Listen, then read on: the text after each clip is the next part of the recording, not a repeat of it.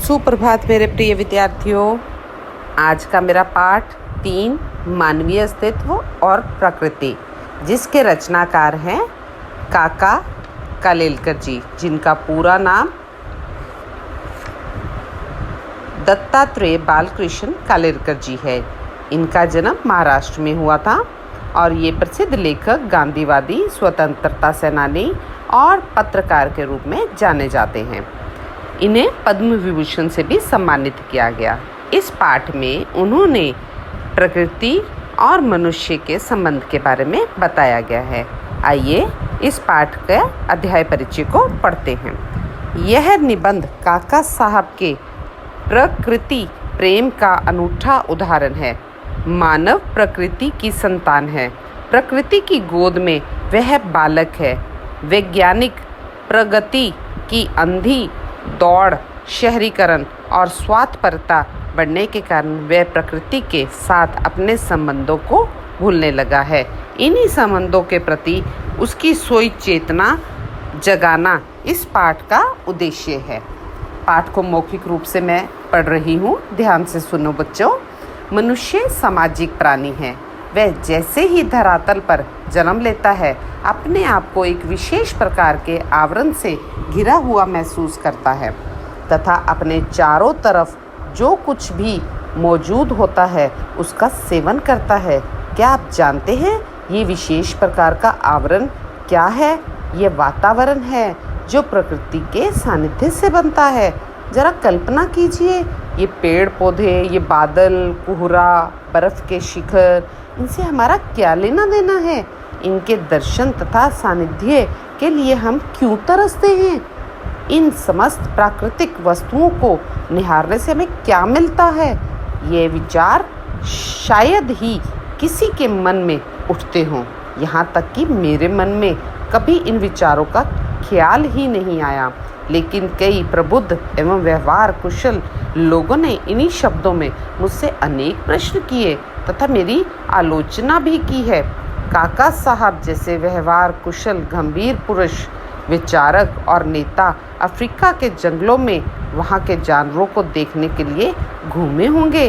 अपनी जान तो जोखिम में डाली ही होगी। जिंदगी के कीमती क्षण इसी तरह बर्बाद किए होंगे। इतना ही नहीं, इस धुन का व्यवस्थित वर्णन करते हुए किताब भी लिखते हैं। इस प्रकार एक दो स्नेहियों ने कहा भी और लिखा भी है। उनको क्या जवाब दूँ? मैंने तो इतना ही कहा कि वास्तव में इन पेड़ पौधों एवं पशु पक्षियों की तरह ही मैं भी एक प्राणी हूँ। भूल से आप जैसे सियाने लोगों की दुनिया में आ गया हूँ। इसलिए कभी कभी जंगली वातावरण के लिए, प्राकृतिक परिस्थिति के लिए तरसता हूँ और जब यह तूफान असहनीय हो जाता है तब मैं वहाँ हो आता हूँ। वास्तव में मानव प्रकृति की संतान है, लेकिन शहरी जीवन और कृत्रिम दुनिया खड़ी करके हम प्रकृति से बिछुड़ गए हैं। अन्यथा प्रकृति के बिना हमसे रहा ही नहीं जाता।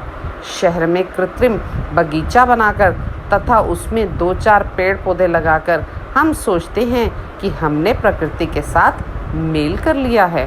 यह तो बिल्कुल उसी प्रकार है जैसे ब्राह्मण को 1.25 रुपये अथवा 4 आने देकर गोदान का समाधान हो गया हो। वास्तव में जब हम प्रकृति के बीच में बालक जैसे प्रतीत होते हैं, तभी हम यह कह सकते हैं कि हमने प्रकृति से संपर्क साध लिया है। किसी पहाड़ की चोटी पर खड़ा होकर जब मैं असंख्य शिखरों के अनेक रूप तथा नीचे समतल मैदान पर सुदूर विस्तार तथा उसमें 2-3 नदियों के मोड़ की चमकती रेखाएं देखता हूँ, तो मेरे मन में सहसा यह विचार उठता है कि मैं एक विशाल संसार का निवासी हूँ और मुझे अपना जीवन सार्थक लगने लगता है तथा स्वयं ही एक प्रकार की कृतार्थता की भावना जन्म लेती है, जो निश्चित रूप से प्रकृति के लिए ही होती है।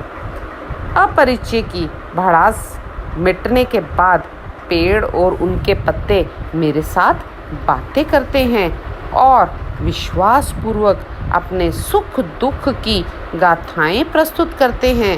एक क्षण के लिए पशु पक्षी मुझे दुश्मन के रूप में देखने लगते हैं, लेकिन मेरी आंखों में उन्हें अदमियत नहीं अपितु आत्मीयता दिखाई पड़ती है।